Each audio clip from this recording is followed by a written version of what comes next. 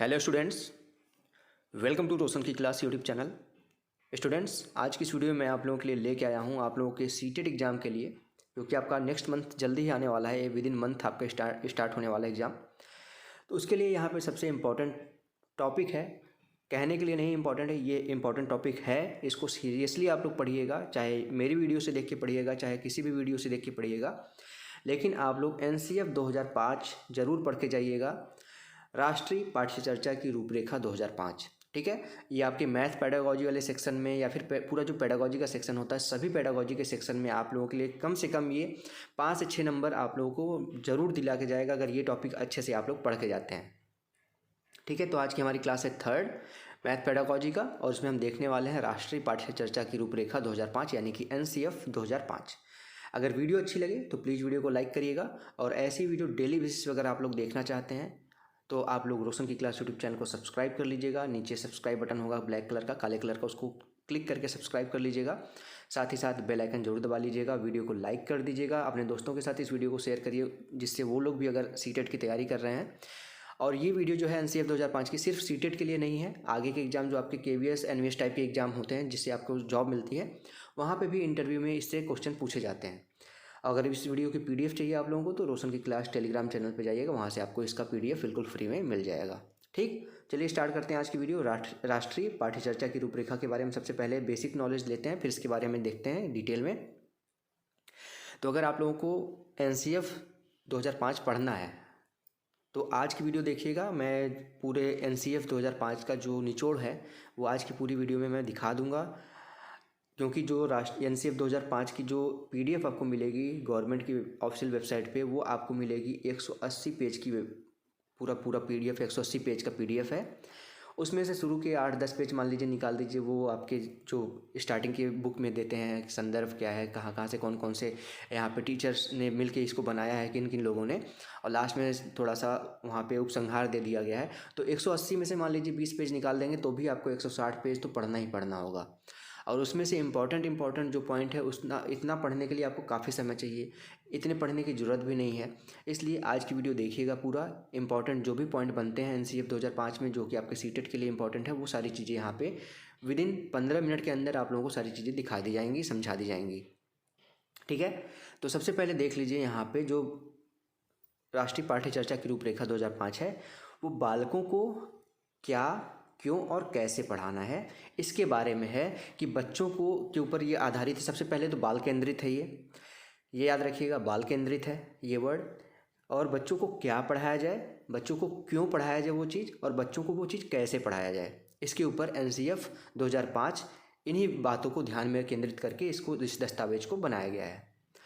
इस दस्तावेज के बारे में बात की जाए कि राष्ट्रीय पाठ्य चर्चा की रूपरेखा 2005 यानी कि NCF 2005 कहाँ से लिया गया, तो रविन्द्रनाथ टैगोर। ये आपका सीटेट में तो बहुत कम ही अब पूछने जाने के चांसेस हैं, लेकिन यूपी टेट हो गया आपका, जो भी टेट के आपके एग्जाम होते हैं उसमें अभी भी डायरेक्ट क्वेश्चन पूछ लिया जाता है। तो वहाँ पे पूछ सकता है कि राष्ट्रीय पाठ्य चर्चा की रूपरेखा का उद्गम कहाँ से लिया गया है, कहाँ से, तो रविन्द्रनाथ टैगोर के निबंध एक है उनका, सभ्यता और प्रगति। सभ्यता और प्रगति नामक निबंध से जो लिखा था रविन्द्रनाथ टैगोर जी ने, वहाँ से NCF 2005 की यहाँ पे उसकी रूपरेखा वहाँ से ली गई है, ठीक है। जिसमें उन्होंने बताया कि सृजनात्मकता, उदार आनंद बचपन की कुंजी है, ठीक है। राष्ट्रीय पाठ्य चर्चा की रूपरेखा 2005 का अनुवाद संविधान की 8वीं अनुसूची में दी गई है, ठीक है। 8वीं अनुसूची में दी गई भाषाओं में किया गया है, यानी कि अब यहाँ पे आप लोगों को 2 क्वेश्चन और मैं बता देता हूँ, जो कि आपकी हो सकता है कॉम्पिटिटिव एग्जाम की तैयारी कर रहे हैं तो वहाँ पे भी आपको काम आ जाए। यहाँ पे पूछ सकता है कि राष्ट्रीय पाठ्य चर्चा की रूपरेखा का 2005 का अनुवाद कहाँ पे किया गया है, तो संविधान की जो 8वीं अनुसूची है, आप सभी को पता है कि संविधान में टोटल 12 अनुसूचियाँ हैं, उसमें 8वीं अनुसूची जो है वो भाषा के बारे में है, और वहाँ पे टोटल 22, यहाँ पे थोड़ा सा कलर चेंज कर लेता हूँ, वहाँ पे टोटल 22 भाषाएं हैं। 8वीं अनुसूची में 22 भाषाएं हैं, जो अभी प्रेजेंट टाइम में की बात की जा रही है, पहले की बात नहीं की जा रही। जब संविधान बना था, मूल संविधान था, तो वहाँ पे 14 भाषाएं थी, मूल संविधान में 14 भाषाएं थी, लेकिन अभी वाले जो संविधान है, जो अभी का संविधान है, उसमें 22 भाषाएं हैं, और इन्हीं 22 भाषाओं में राष्ट्रीय पाठ्य चर्चा की रूपरेखा 2005 का अनुवाद किया गया है। 22 भाषाओं में अगर यहाँ पे बात की जाए, काफ़ी बच्चों को ये नहीं पता होता 22 भाषाएं, तो उसमें से कुछ भाषा जैसे मैं सारी बता नहीं सकता क्योंकि सारी तो ये तुरंत नहीं याद हो पाएंगी। जैसे हो गया असमिया, हो गया उड़िया, हो गया उर्दू, हो गया कन्नड़, हो गया कश्मीरी, हो गया हिंदी, हो गया मराठी, हो गया पंजाबी, हो गया तेलुगु, हो गया तमिल, हो गया, काफ़ी चीज़ें बता दी मैंने। तो 22 भाषाओं में इसका अनुवाद किया गया है। ठीक है। अगर आप लोगों को NCF 2005 का PDF चाहिए जो 180 पेज वाला है, तो वो भी मैं नीचे वीडियो के यहाँ पे लिंक दे दूंगा, वहाँ से डाउनलोड कर लीजिएगा, या फिर आप रोशन की क्लास टेलीग्राम चैनल से जाके 180 पेज का जो ऑफिशियल NCF 2005 है उसको भी आप डाउनलोड कर सकते हैं वहाँ से भी। वहाँ पे भी मैं वीडियो के नीचे अपलोड कर दूंगा उसकी PDF।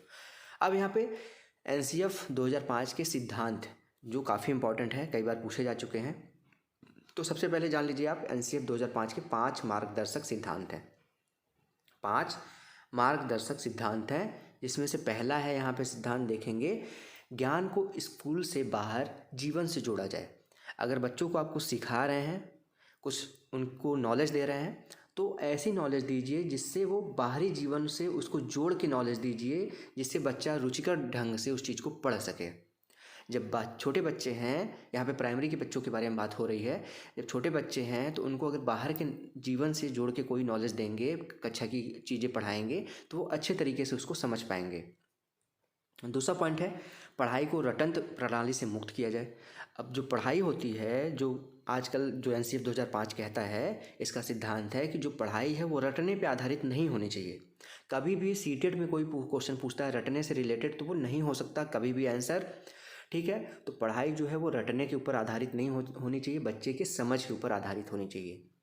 तीसरा यहाँ पे सिद्धांत है, पाठ्य चर्चा पाठ्य पुस्तक केंद्रित न रह जाए। यानी कि जो आप पाठ्य चर्चा कर रहे हैं, जो बच्चों को पढ़ा रहे हैं, क्या पढ़ा रहे हैं, कैसे पढ़ा रहे हैं, तो वो सिर्फ पाठ्य पुस्तक केंद्रित ना हो, कि बस किताबी नॉलेज बच्चों को ना दिया जाए, उनको बाहरी नॉलेज, बाहर के जीवन से जोड़ के नॉलेज दिया जाए, तो सिर्फ पाठ्य पुस्तक केंद्रित न रह जाए वो शिक्षा।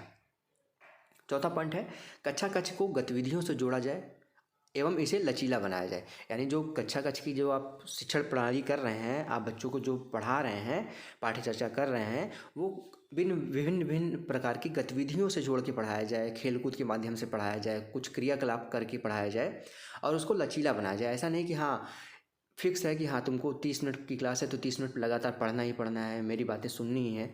बच्चे को सक्रिय रखना है। ऐसा नहीं कि टीचर सक्रिय हो और बच्चा निष्क्रिय हो जाए, ऐसा नहीं होना चाहिए। जब बच्चा निष्क्रिय हो जाएगा तो आपका NCF 2005 की यहाँ पे जो आपके सिद्धांत है वो गलत हो जाएंगे, और इस तरीके से पढ़ाना भी नहीं चाहिए बच्चों को। बच्चे को सक्रिय बनाइए, ये कहता है NCF 2005।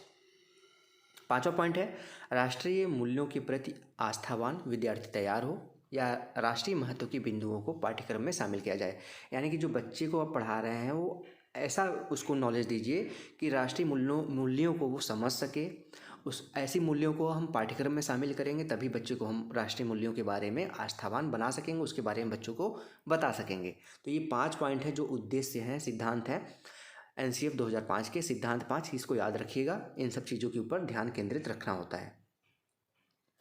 अब अगला यहाँ पे हेडिंग है, सिद्धांत के संबंध में महत्वपूर्ण तथ्य। जो भी आपको मैंने बताया वही सारी चीज़ें हैं, कुछ इंपॉर्टेंट यहाँ पे बेसिक क्वेश्चंस भी यहाँ पे आपके कवर हो जाएंगे। इसके अलावा शिक्षण अधिगम प्रक्रिया बाल केंद्रित होनी चाहिए। मैंने पहले बताया कि जो शिक्षण अधिगम प्रक्रिया है, पहले के ज़माने में क्या हुआ करता था, शिक्षक केंद्रित होता था, पुस्तक केंद्रित होता था। लेकिन अब क्या कहता है, जब से NCF 2005 आया है, वो कहता है कि शिक्षा जो होती है वो बाल केंद्रित शिक्षा होनी चाहिए। ठीक है। ऐसी विषय सामग्री का उपयोग किया जाए जिससे प्रभावशाली व्यक्तित्व का निर्माण हो सके। अब यहाँ पे आपसे क्वेश्चन पूछ सकता है कि NCF 2005 का प्रतिपादन किसने किया। ठीक है। तो NCF 2005 का प्रतिपादन किया यानी कि बनाया था प्रोफेसर यशपाल ने। इनकी अध्यक्षता में राष्ट्रीय संचालन समिति का गठन हुआ था। इनको ही NCF 2005 बनाने का श्रेय जाता है। अब NCF 2005 बन के कब तैयार हुआ था, डेट पूछ सकता है, हो सकता है पूछ ले आपसे। तो 7 सितंबर 2005 को NCF 2005 बन के तैयार हुआ था, 7 सितंबर 2005 को। और इसका निर्माण जो किया था, संपादन किया था, ये NCERT के द्वारा किया गया था। उस समय NCERT के निदेशक थे प्रोफेसर कृष्ण कुमार। NCERT के द्वारा इसका पब्लिश किया गया था यहाँ पे NCF 2005 को NCERT के द्वारा 7 सितंबर 2005 को। उस समय NCERT के निदेशक थे प्रोफेसर कृष्ण कुमार। इनके नेतृत्व में इसका यहाँ पे पब्लिकेशन किया गया था, इसको छापा गया था। इसका प्रमुख लक्ष्य था आत्मज्ञान। ठीक है, अलग अलग अनुभवों का अवसर देकर उन्हें स्वयं ज्ञान की प्राप्ति करनी चाहिए होती है बच्चों को, तो बच्चों के ऊपर केंद्रित होती है। एनसीएफ 2005 ये कहता है। राष्ट्रीय पाठ्यचर्या की रूपरेखा 2005 के अनुसार हर विद्यार्थी की क्षमता, अपनी क्षमता और कौशल होते हैं, तो हर विद्यार्थी को उसे व्यक्त करने का मौका ज़रूर देना चाहिए। यानी कि ऐसा नहीं हो कि कोई आपकी क्लास में तेज बच्चा है तो बस उसी को ही मौका दीजिए, गधे बच्चे को या फिर कमज़ोर बच्चे को मौका ना दीजिए। ठीक है, गधा बच्चा तो कोई नहीं होता, सबकी अपनी अपनी क्षमता अलग अलग होती है, तो सभी को मौका देना चाहिए उसके क्षमता के अनुसार। अब आगे देखिए एनसीएफ 2005 के प्रमुख सुझाव क्या क्या थे। तो यहाँ पे देखेंगे प्रमुख सुझाव था, जो प्राथमिक स्तर पर हम शिक्षा दे रहे हैं बच्चों को, हमेशा उसका जो भाषा होना चाहिए वो मातृभाषा के माध्यम से हम उसको शिक्षा दें। ठीक है, उसका जो मदर टंग है, जैसे वो हिंदी बोलता है तो हिंदी में दीजिए, अगर उसकी मदर टंग उस एरिया की, उस क्षेत्र की मदर टंग इंग्लिश है तो इंग्लिश में दीजिए, तमिल है तो तमिल में दीजिए, पंजाबी है तो पंजाबी में दीजिए। तो उसकी जो भी मातृभाषा है प्राथमिक स्तर पर, उसमें मातृभाषा में शिक्षा देना चाहिए। ये आपका एनसीएफ 2005 कहता है, सुझाव है इसका। विशाल पाठ्यक्रम व मोटी किताबें शिक्षा प्रणाली की असफलता का प्रतीक है। आप देखे होंगे पहले के टाइम पे, कुछ साल पहले, आज से 8-10 साल पहले, चाहे वो गवर्नमेंट कॉलेज हो चाहे वो प्राइवेट कॉलेज हो, सभी में मोटी मोटी किताबों पर जोर दिया जाता था। लोग देखते हैं कि ये मोटी किताब है तो उसमें ज़्यादा ज्ञान होगा, लेकिन आजकल क्या हो गया है, एनसीईआरटी हो गया, चाहे जितने भी गवर्नमेंट कॉलेज होंगे, देखेंगे उनकी बुक काफ़ी पतली हो गई है पहले से। प्राइवेट कॉलेज की बात नहीं की जा रही, प्राइवेट कॉलेज अभी भी मोटी किताबों पे ही जोर दे रहे हैं, लेकिन जो गवर्नमेंट कॉलेज है, जो एनसीएफ 2005 को फॉलो करते हैं, वो देखेंगे उनकी बुक पतली हो गई है। तो यही कह रहा है, जो पाठ्यक्रम हो, मोटी किताबों की जो प्रणाली रखी गई थी, वो असफलता का एक निशानी था। अगला पॉइंट देखिए, पुस्तकालय में बच्चों को स्वयं पुस्तक चुनने का अवसर दें। पुस्तकालय में बच्चा जा रहा है तो ऐसा नहीं कि वो वहाँ पे एक टीचर रख दीजिए, वो बच्चों को बुक दे दे कि ये बुक तुम्हारे लिए अच्छी है, ये बुक तुम्हारे लिए अच्छी है। बच्चे को स्वयं मौका दीजिए कि बच्चा स्वयं करके सीखे। जो स्वयं करके सीखे, ये वर्ड याद रखिएगा, सीटेट में सबसे ज़्यादा इंपॉर्टेंट है करके सीखने पे। ठीक है, लर्निंग बाय डूइंग, ये वर्ड याद रखिएगा। लर्निंग बाय डूइंग के ऊपर यहाँ पे केंद्रित है, सीटेट के काफ़ी एग्जाम में क्वेश्चन पूछा गया है। तो यहाँ पे स्वयं से पुस्तक चुनेगा तो वो खुद से समझेगा कि कौन सी बुक उसके लिए समझ अच्छी है, किसमें उसको अच्छे से समझ में आ रहा है। ठीक है, अगला पॉइंट देखिए, अभिभावकों को संदेश दिया जाए कि बच्चों को छोटी उम्र में निपुण बनाने की आकांक्षा न रखा जाए। आजकल देखते होंगे कुछ अभिभावक ऐसे हैं कि बच्चा 5 साल का नहीं हुआ तभी उसको सोचेंगे कि ये भी ABCD पूरी आ जाए, क ख ग पूरा आ जाए, वो गिनती उसको नंबर आ जाए, गिनती आ जाए 1 से 100 तक। तो ऐसे यहाँ पे अभिभावकों को संदेश दिया जाना चाहिए कि बच्चे को छोटी उम्र में ऐसा आकांक्षा ना रखा जाए, ऐसा आप आशा ना रखिए कि वो निपुण हो जाए सब चीज़ों में। अगला पॉइंट है, सजा व पुरस्कार की भावना को सीमित रखा जाए। सजा जो वर्ड है, पनिशमेंट, ये कहता है आपका एनसीएफ की सजा नहीं देनी होती है बच्चे को। ठीक है, पुरस्कार भी इतना ही दिया जाए जितना मतलब उस क्लास के लिए इम्पोर्टेंट है। ऐसा नहीं कि आप कोई क्वेश्चन पूछ रहे हैं, बच्चा आंसर दे रहा तो हाँ शाबाशी दे रहे हैं उसको, फिर दूसरा क्वेश्चन पूछे, फिर बच्चा आंसर दिया, फिर उसको शाबाशी दीजिए। ऐसा नहीं होना चाहिए। एक लिमिटेड अंतराल पे, एक निश्चित अंतराल पे ही उसको शाबाशी मिलनी चाहिए या फिर उसको सज़ा मिलनी चाहिए। ऐसा नहीं उसको लगातार सज़ा ही दीजिए, किसी बच्चे को लगातार किसी को पुरस्कार ही दीजिए। इससे भी वो बच्चे का मनोबल, सज़ा वाले बच्चे का मनोबल टूट जाएगा और पुरस्कार वाले बच्चे के अंदर घमंड आ जाएगा और वो आगे से उस तरीके से नहीं पढ़ाई करेगा जिस तरीके से वो पढ़ाई कर रहा था। बच्चों को स्कूल के बाहर जीवन से तनाव मुक्त वातावरण प्रदान करना, यानी कि बच्चों का जो भी वातावरण रहा हो उसके स्कूल के बाहर का, उस तनाव से मुक्त वातावरण आपको स्कूल के अंदर प्रदान करना है। कक्षा कक्ष जो है, कक्षा का यहाँ पे देखिए, कक्षा कक्ष बाल केंद्रित हो। जो भी कक्षा में आप कर रहे हैं वो हमेशा बाल केंद्रित होना चाहिए, बच्चे के ऊपर हमेशा ध्यान केंद्रित होना चाहिए। उसको इस तरीके से पढ़ाई कि उसका चौमुखी विकास हो। ऐसा नहीं कि सिर्फ पढ़ाई में उसका विकास हो रहा है, शारीरिक विकास भी हो, मानसिक विकास भी हो। ठीक है, हर तरीके का चौमुखी विकास उसका हो, ऐसा पाठ्यक्रम आप उस बच्चे को पढ़ाइए। नेक्स्ट पॉइंट देखेंगे आप, तो नेक्स्ट पॉइंट है यहाँ पे,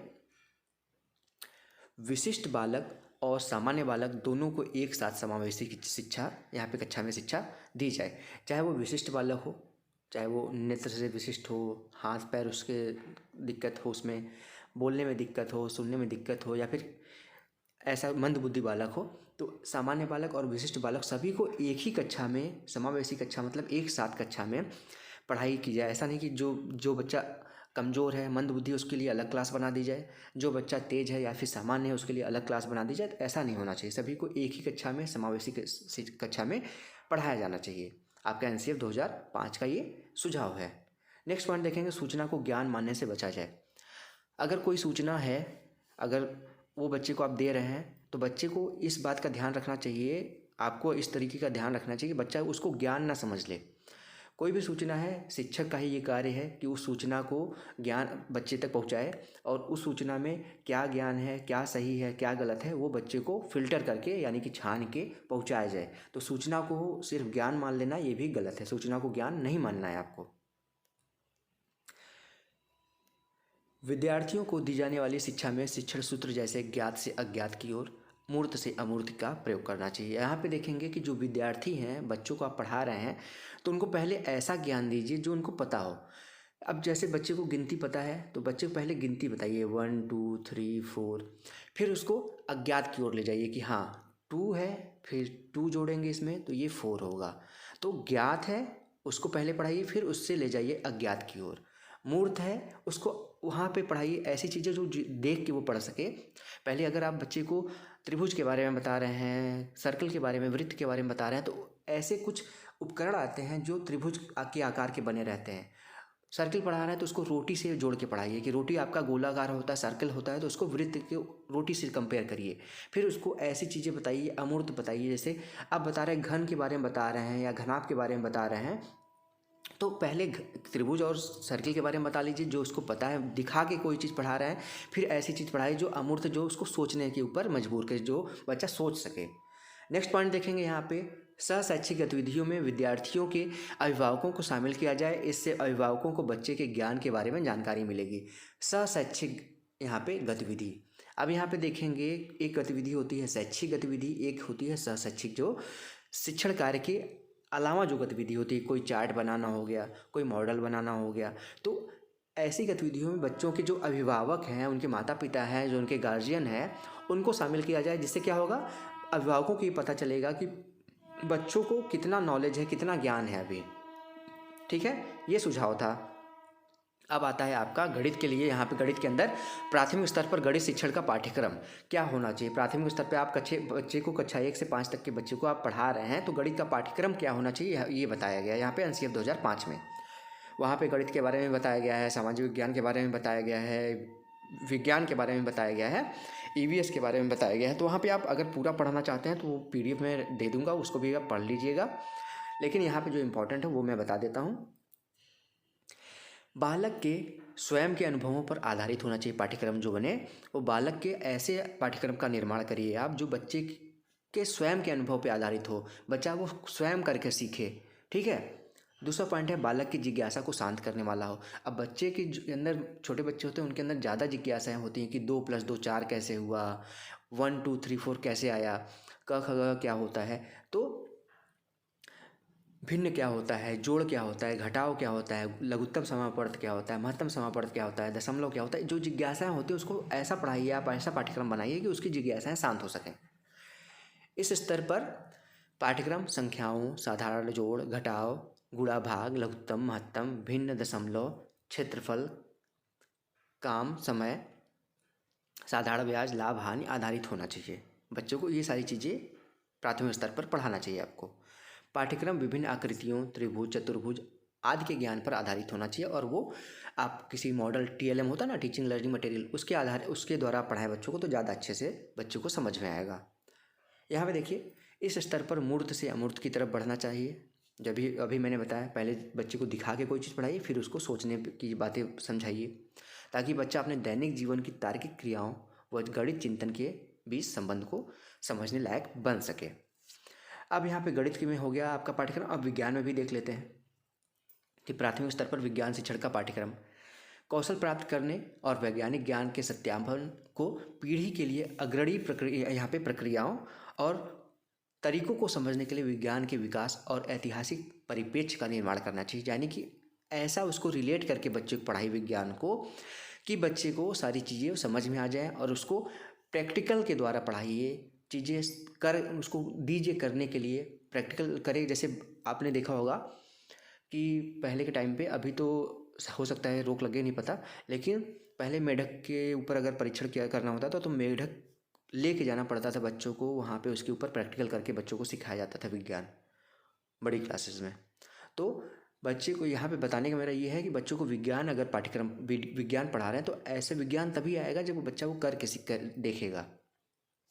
ठीक है, तो विज्ञान का ये पाठ्यक्रम था, इसको देख के आप समझ सकते हैं। तो ये था दोस्तों पूरा एनसीएफ का निचोड़, विज्ञान और मैथ का मैंने दिखा दिया पाठ्यक्रम कैसा होना चाहिए। तो अगर वीडियो अच्छी लगी हो तो प्लीज़ वीडियो को लाइक करिएगा। कोशिश की है मैंने कि सारे जो है सीटेट में आपके पॉइंट बनते हैं वो सारे यहाँ पे कवर हो सके।